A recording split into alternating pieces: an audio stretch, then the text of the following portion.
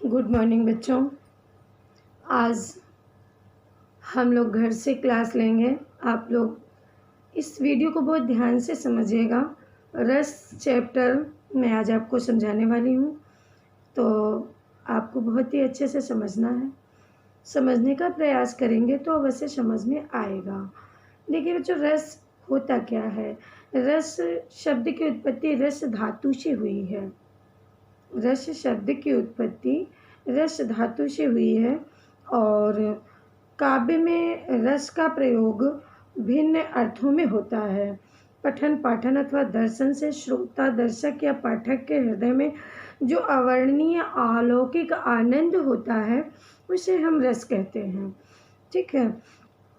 रस का एक सूत्र है, एक संस्कृत में श्लोक है क्या, विभाव अनुभाव व्यभिचारी संयोगाद्र सनिष्पत्ति है। इसका अर्थ है विभाव अनुभाव और व्यभिचारी भावों के संयोग से रस की निष्पत्ति होती है। ठीक है, मैं फिर से रिपीट करती हूँ एक बार। विभाव अनुभाव व्यभिचारी संयोगाद्र सनिष्पत्ति है। विभाव अनुभाव और व्यभिचारी भावों के संयोग से रस की निष्पत्ति होती है। भरत मुनि एक कवि हैं, उन्होंने कहा कि रस एक प्रकार की भावमूलक स्थिति है, यानी कि भावमूलक साहित्य का जो भाव निकल कर आता है उसे हम रस कहते हैं। ठीक है, तो रस के कितने अंग हैं आइए पढ़ते हैं। रस के निम्नलिखित 4 अंग हैं। कौन कौन से? पहला है स्थायी भाव। स्थायी भाव वे होते हैं जो हृदय में मूल रूप से विद्यमान रहते हैं। हृदय में मूल रूप से यानी कि जिस विषय पर हम विचार करते हैं और वो विचार हमारे दिमाग में हर समय स्थिर रहते हैं और समय आने पर उन्हें हम प्रकट कर देते हैं, वो होते हैं स्थायी भाव। तो ये 11 होते हैं टोटल। उन्हीं भावों के आधार पर हमारे 11 रस हैं। पहला है स्थायी भाव। देखिए, रति रति का श्रृंगार रस का स्थायी भाव है। हास्य रस का स्थायी भाव हास्य है। रौद्र रस का स्थायी भाव क्रोध है। अद्भुत रस का विस्मय है। विभत्स रस का जुगुस्सा है। भयानक रस का भय है। करुण रस का शोक है और वीर रस का उत्साह है। वात्सल्य रस का वत्सल है। शांत रस का निर्वेद है और भक्ति रस का भगवत प्रेम है। तो ये 11 स्थायी भाव हैं।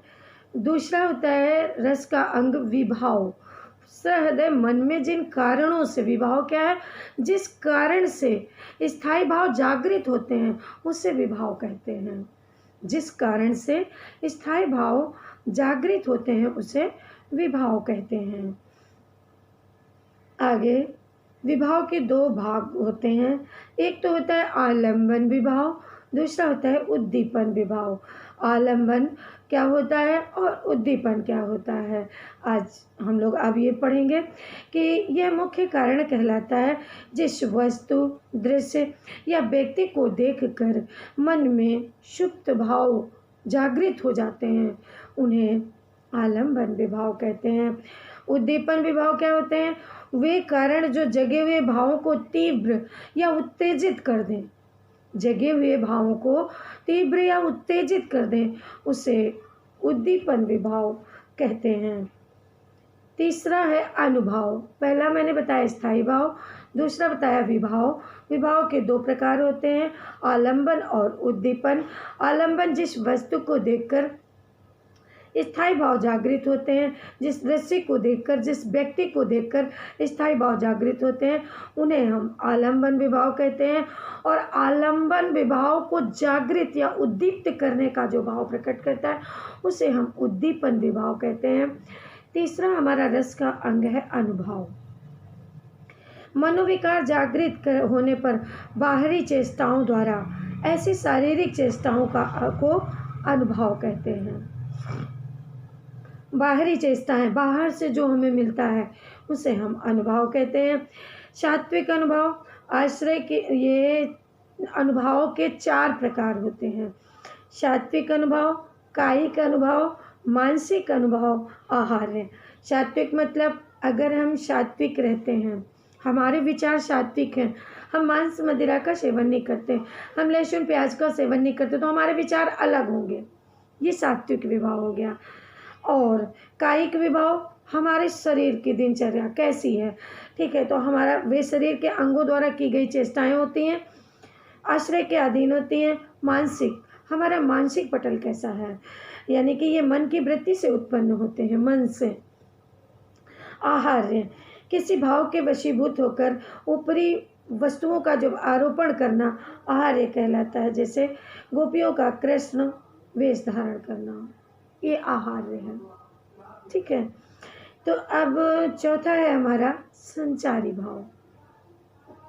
संचारी भाव क्या होता है? आश्रय के चित्र में उत्पन्न होने वाले अस्थिर मनोविकारों को संचारी भाव कहते हैं। अस्थिर, जो रुकते ही नहीं हैं, स्थिर नहीं रहते हैं, अस्थिर मनोविकारों को संचारी या व्यभिचारी भाव कहते हैं, ठीक है। तो इनकी संख्या 33 होती है, 33। अनुभाव कितने प्रकार के होते हैं? 4 प्रकार के। विभाव 2 प्रकार के होते हैं। स्थायी भाव 11 प्रकार के होते हैं। सारी चीज़ें आप समझ लीजिए। स्थायी भाव के भेद कितने होते हैं? 11। अगर क्वेश्चन ये बनता है MCQ बेस्ड पे कि स्थायी भाव के कितने प्रकार होते हैं, तो आप बताएंगे तुरंत 11। आपसे पूछता है अनुभाव के कितने प्रकार होते हैं, तो 2। और विभाव के कितने प्रकार होते हैं, तो 2। अनुभाव के कितने प्रकार होते हैं? 4। और संचारी भाव या व्यभिचारी भाव के कितने प्रकार होते हैं? वो होते हैं 33।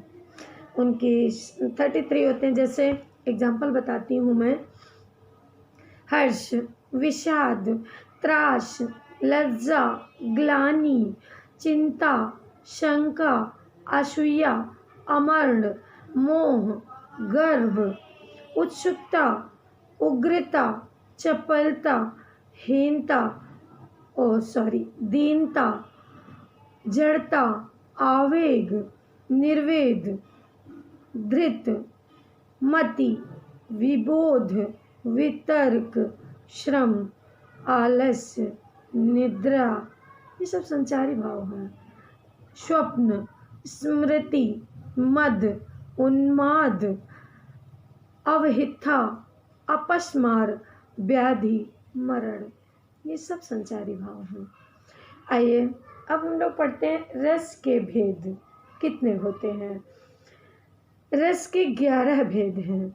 11 स्थायी भाव हैं और 11 भेद हैं, लेकिन हमारे कोर्स में इस समय 9 भेद हैं, ठीक है। 2 को हटा दिया गया है, तो बताते हैं कौन से हटाए गए हैं। पहले हम पढ़ते हैं जो जो हमारे कोर्स में हैं, उनके विषय में हम लोग बात करते हैं। तो रस में श्रृंगार रस पहला है। श्रृंगार रस, श्रृंगार रस के 2 भेद होते हैं। पहला संयोग श्रृंगार, दूसरा वियोग श्रृंगार। संयोग श्रृंगार क्या होता है? देखिए, संयोग श्रृंगार का मतलब जहाँ नायक नायिका का मिलन होता है, जहाँ नायक और नायिका का मिलन होता है, उसे हम संयोग श्रृंगार कहते हैं। इसका स्थायी भाव रति होता है। और श्रृंगार रस को रस राज कहा जाता है। क्वेश्चन बन सकता है रस राज किस रस को कहा जाता है? तो श्रृंगार रस को कहा जाता है, ठीक है।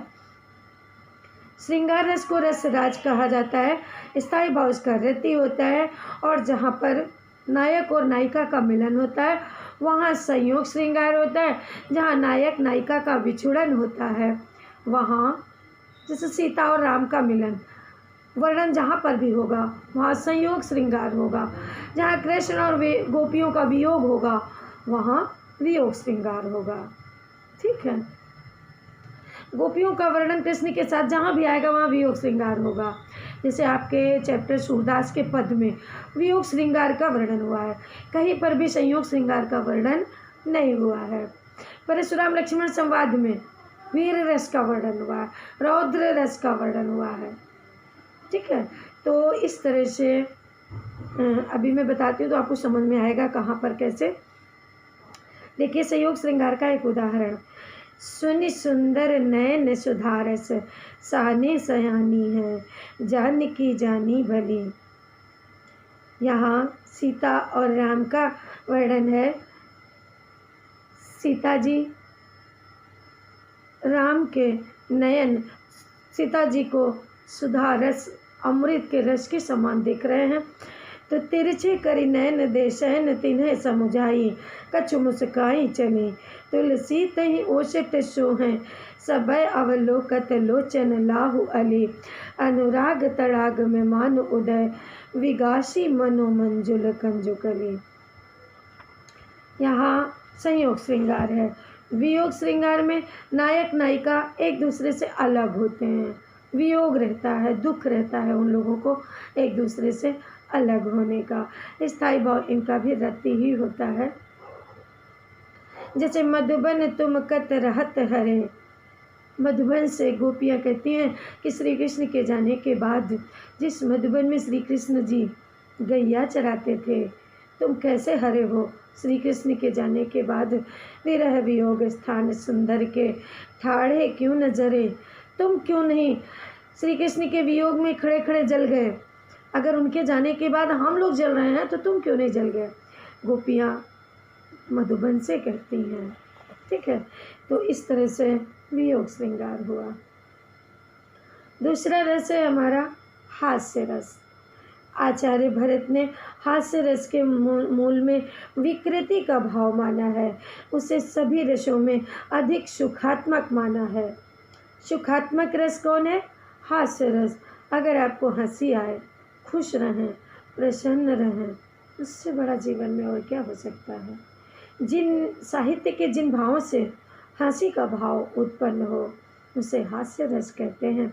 जैसे चना बनावे घासी राम, जिनकी झोली में दुकान, चना चुरमुर चुरमुर बोले, बाबू खाने को मुख खोले, चना खाते सब बंगाली, जिनकी धोती ढीली ढाली, चना जोर गरम। तो इस काव्य को पढ़कर हंसी आ रही है, हास्य का पात्र है ये काव्य पंक्तियाँ, इसका स्थायी भाव हास्य है। ठीक है, तो ये स्थायी भाव बच्चों आपको याद करना होगा, अच्छे से समझना होगा और इन्हें रटना है, बिल्कुल अच्छी तरह से रट लेना है। एक क्वेश्चन स्थायी भाव से ज़रूर बनता है। रस चैप्टर से आपके 5 क्वेश्चन आएंगे। तो एक तो स्थायी भाव पूछने के लिए आएगा, एक आध प्रकार पूछने के लिए आएगा, किसी भी चीज़ का प्रकार पूछ सकता है, कोई एग्जाम्पल दे देगा, उससे पहचानना होगा। हाँ, और किसी चीज़ का स्थायी भाव पूछ सकता है। तो इस तरह से रसराज किसे कहते हैं और रस सबसे अच्छा रस कौन सा होता है, सुखात्मक रस किसे माना जाता है, आदि आदि क्वेश्चन कुछ भी बन सकता है। रस के कितने अंग होते हैं, रस के कितने प्रकार होते हैं, या विभाव के कितने प्रकार, अनुभव के कितने प्रकार, संचारी भाव के कितने प्रकार, कोई भी क्वेश्चन बन सकता है। इस तरह से क्वेश्चन बन सकते हैं। या कोई डेफिनेशन दी गई, पहचानिए किसकी डेफिनेशन है, कौन से रस को ये प्रकट कर रही है परिभाषा। ठीक है, तो इस तरह से क्वेश्चन बन सकते हैं। तो हमें हर तरह से तैयार रहना है।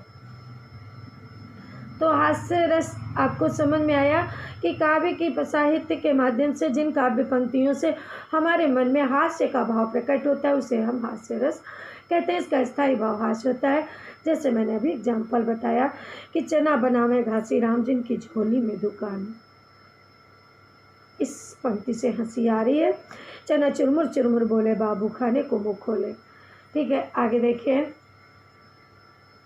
यहाँ विलक्षणी वाणी है जिसे सुनकर हंसी आ रही है। करुण रस। करुण रस का स्थायी भाव शोक, जहाँ पर दुख प्रकट होता है। इष्ट वस्तु की हानि, अनिष्ट वस्तु का लाभ, प्रिय का चिर वियोग, हानि आदि में जहाँ शोक का भाव प्रकट होता है वहाँ हास्य करुण रस आता है।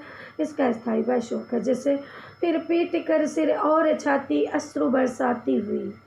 जैसे तारा रोहित का वर्णन हो। शोक रस, किसी अपनी प्रिय चीज़ के खोने का गम। ठीक है, शोक रस। करुण रस जिसका स्थायी भाव शोक है। शोक तो किसी प्रिय वस्तु के खोने का जो कभी दोबारा प्राप्त न हो हमें। ठीक है, उसी में होगा। तो इस तरह से ये शोक रस होगा। शोक रस में देखिए उदाहरण क्या दिया है। फिर पीट कर सिर और छाती, अश्रु बरसाती हुई, कुर्री सदृश गिरा, करुण गिरा से दैन्य दर्शाती हुई, बहुविध विलाप प्रलाप कर वह करने लगी उस शोक में, निज प्रिय वियोग समान दुख होता न कोई लोक में। अभिमन्यु के प्रति उनकी माँ यहाँ विलाप कर रही हैं। उनके पुत्र की मृत्यु जब हो जाती चक्रव्यूह के द्वारा, तो उस समय का यहाँ पर वर्णन है। रौद्र रस, जैसे कि लक्ष्मण और परशुराम जी ने किया है, ठीक है। रौद्र रस का प्रदर्शन परशुराम लक्ष्मण संवाद चैप्टर में हुआ है, ठीक है। तो यहाँ रौद्र रस और वीर रस, दो रस आए हैं, ठीक है। किसी शत्रु, विपक्षी, अहितकारी, बुरा चाहने वाले उदंड लोगों की चेष्टाओं, कार्यों को देखकर अपने अपमान, निंदा, अवहेलना अथवा उपकार का जो भाव मन में प्रकट होता है, वहाँ रौद्र रस होता है। क्रोधी व्यक्ति का वर्णन जहाँ होता है, वहाँ द्वेषद्रोही जैसे कपटी, दुराचारी आदि चीज़ों का वर्णन होता है, वहाँ रौद्र रस आता है। इसका स्थायी भाव क्रोध होता है। जैसे श्री कृष्ण के सुन वचन अर्जुन क्षोभ से जलने लगे, रौद्र रूप धारण किया। जब श्री कृष्ण जी ने समझाया उन्हें महाभारत में अपने धनुष उठाने के लिए, बाण चलाने के लिए, तो उस समय उनका हृदय जलने लगा। क्षोभ से सब सील अपना भूल कर कर तल युगल मलने लगे। संसार देखे अब हमारे शत्रु रण में मृत पड़े, करते हुए यह घोषणा वे हो गए उठकर खड़े। कौरवों का हर्ष प्रकट करना, उन्होंने जब देखा कि उनके कितने लोग मारे गए, तब उन्होंने बाण उठा लिया लड़ने के लिए। युद्ध जब श्री कृष्ण ने समझाया, महाभारत में आप सभी ने देखा है, गीता में भी इस चीज़ का वर्णन किया गया है, तो उन्होंने तब उठाया। ऐसे साधारण तरीके से उन्होंने कौरवों पर बाण नहीं चलाया, ठीक है। आगे वीर रस, शत्रु के घमंड को तोड़ने, दीनों की बुरी दशा तथा धर्म की दुर्गति को मिटाने, किसी कठिन कार्य करने का निश्चय करते हुए जो तीव्र भाव मन में पैदा होता है, उसे वीर रस कहते हैं। उसे वीर रस कहते हैं। वीर रस का स्थायी भाव उत्साह होता है, ठीक है। जैसे कि उस काल जिस ओर वह संग्राम करने को गया, भागते हुए हरिवृंद से मैदान खाली हो गया। वीर रस स्पष्ट हो रहा है, ठीक है।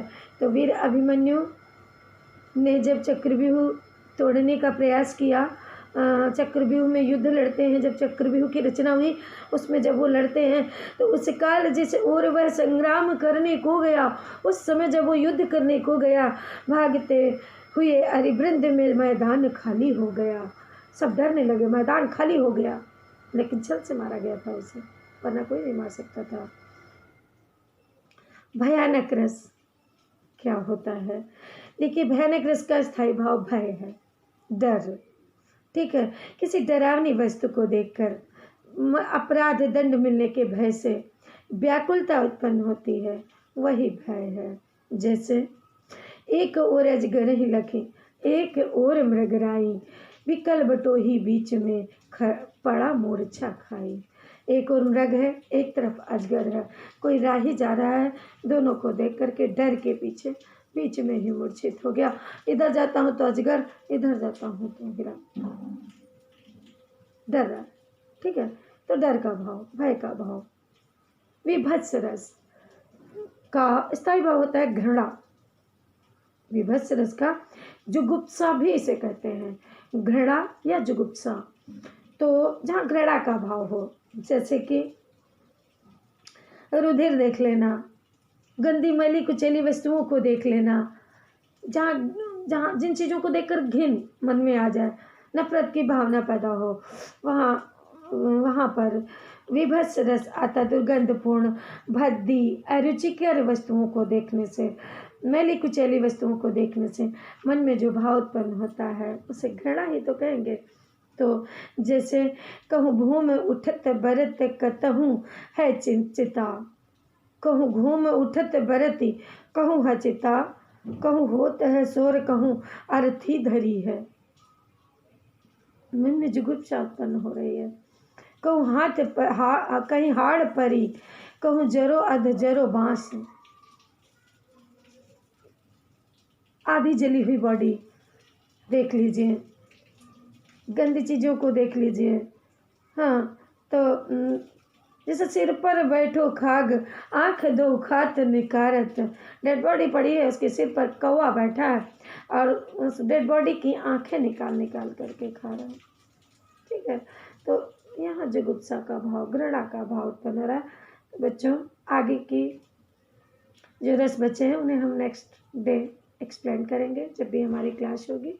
धन्यवाद बच्चों।